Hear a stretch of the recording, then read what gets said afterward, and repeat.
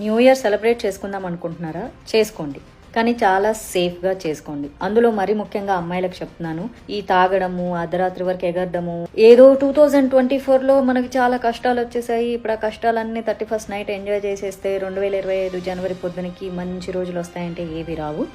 కేవలం క్యాలెండర్ మారుతుంది, డేట్ మాత్రమే మారుతుంది. మనం ఏదో చాలా సాధించేసినట్లు, జీవితంలో వెరగబొట్టు చేసినట్లు పార్టీలు చేసుకొని ఎంజాయ్ చేస్తే చేసుకున్నారు, కానీ సేఫ్ జోన్లో చేసుకోండి, ఓకేనా? అంత తాగి ఎక్కువైపోయి గాంజా, డ్రగ్స్ అవన్నీ తీసేసుకున్న తర్వాత మిమ్మల్ని ఎవరో ఒకళ్ళు ఎత్తుకుపోయి ఏదో ఒకటి జరిగి తోకిసలాట్లు, తోపులాటలు, రేపులు ఇంకేదో జరిగినాయి అనుకో, పోలీసుల మీద దయచేసి నేరాలని మోపొద్దు. 31st నైట్ మీ శరీరాలకి మీరే సంరక్షణ.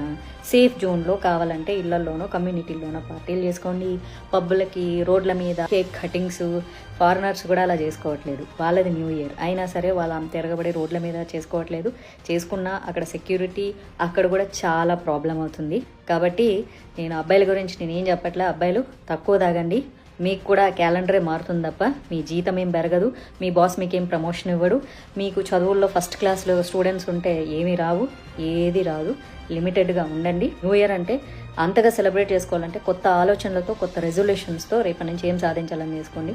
చిన్న సరదాలు చేసుకోండి. ఓ తాగేసి, ఓ డ్రగ్స్ తీసుకొని, ఓ గాంజా తీసుకొని దయచేసి అతి చేసి మీ జీవితాలని కోల్పోయి పక్కనోళ్ళ జీవితాలని నాశనం చేసి మీ తల్లిదండ్రులకు కడుపు కోతలు మిగిల్చొద్దు. మీ కెరియర్లని పాడు చేసుకోవద్దు. ఇదొక్కటే నేను చెప్తా. ఎంజాయ్ చేయండి, లిమిట్లో చేయండి. ఒళ్ళు మెదడు కంట్రోల్లో పెట్టుకొని చేసుకోండి. Thank you so much.